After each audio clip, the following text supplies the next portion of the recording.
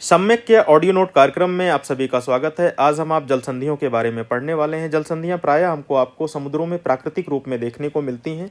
यह एक संकरा जलीय भाग होता है जो दो बड़े समुद्री जलीय भागों को आपस में जोड़ने का काम करता है तथा यह स्थलीय भागों को अलग करता है। जलीय भागों को आपस में जोड़ने के कारण ही इनको जल संधि बोला जाता है तथा इनका शेप या इनकी आकृति डमरू के समान होता है, इसीलिए इनको हम आप जल डमरू मध्य भी बोलते हैं। अंग्रेजी भाषा में इनको स्टेट के नाम से जाना जाता है।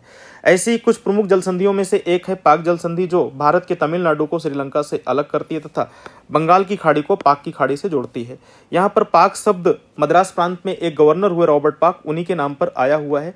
इसी प्रकार से हम आप पश्चिमी एशिया में हॉर्मुज जल संधि के बारे में देखते हैं। या फारस की खाड़ी को ओमान की खाड़ी से जोड़ती है तथा ईरान को ओमान से अलग करती है। इसी तरह से बाब अल मंदेब जल संधि है जो लाल सागर को अदन की खाड़ी से जोड़ती है तथा अफ्रीकी देश इरिट्रिया और जिबूती को एशियाई देश यमन से अलग करती है।